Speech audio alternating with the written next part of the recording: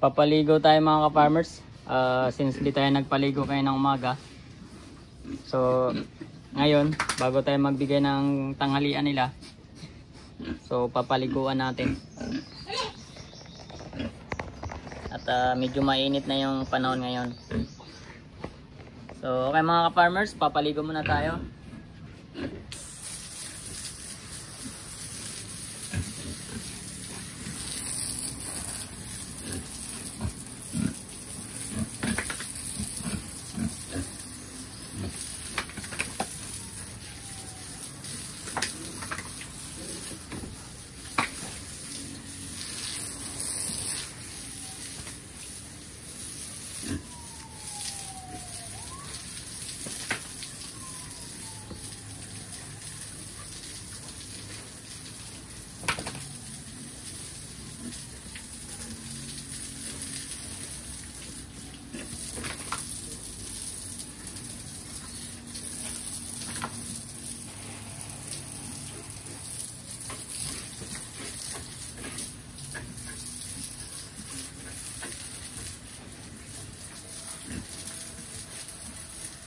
Tuwang-tuwa talaga sila mga ka-farmers pag napapaligo, ano.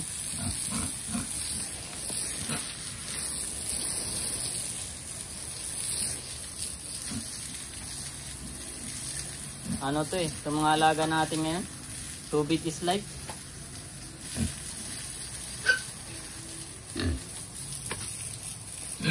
Lalo na itong dalawang to.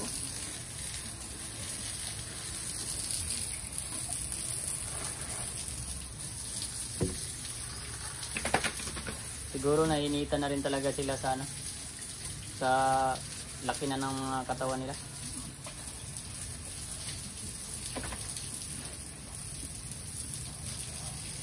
Yung maliit natin, no? Hindi na siya maliit.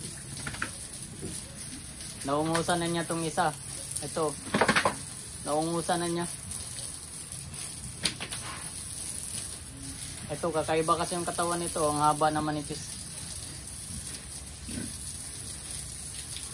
Tingin ko mukhang siya madadali sa ano, sa fiesta.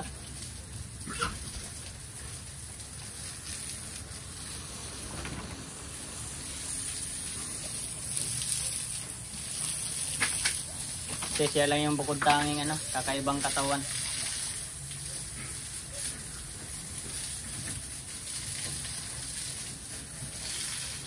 Sayang siya, ang haba ng katawan niya, kaya lang manipis. Hindi kagaya itong mga alaga na itong mga iba.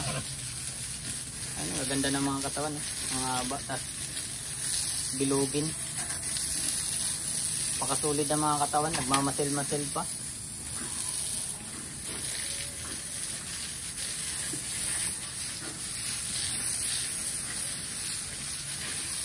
Itong maliit natin mukhang nadala sa ano Bilamil. Biglang biglang lumubo Nahabol niya yung isa. So tingin ko itong isa, yun, talagang ganyan lang talaga yung katawan niya. Mahaba na manipis. Kasi lakas din naman niyang kumain. Hindi naman siguro natin masasabing kulang yan sa purga dahil nakatatlong purga na tayo. At saka yung purga natin ay puro injectable. So malabong mangyaring kulang sa purga. At malabo rin kulang sa vitamins dahil yung vitamins natin dito ay mula nung biig pa sila, talagang weekly tayo nagtuturok ng vitamins. So sa katawan na niya yan, genetics niya yan.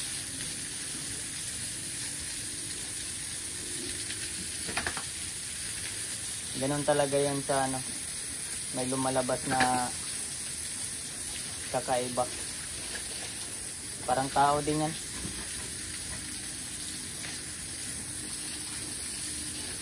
Hindi naman lahat ay perfect.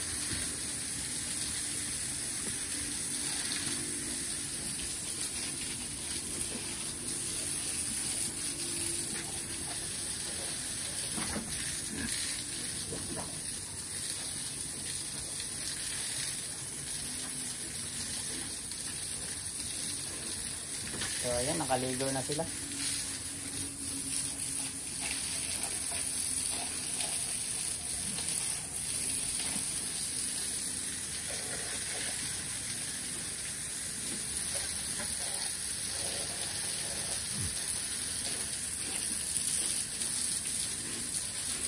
So tamang-tama to pagkatapos natin magpaligo, papakainin na natin maya-maya konti. Since nag-ready na tayo ng pagkain nila.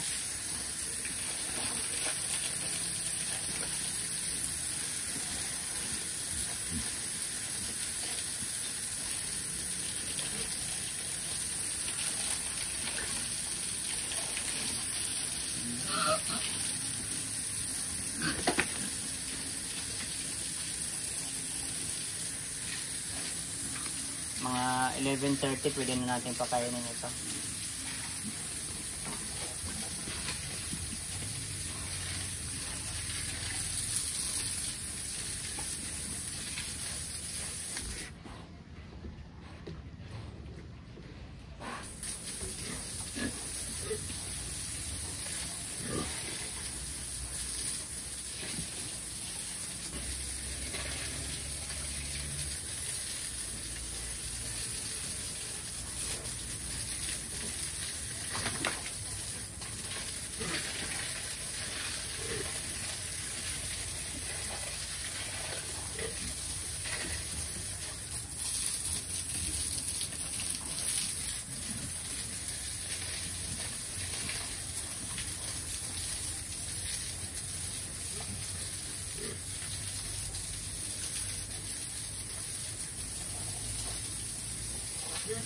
Yes.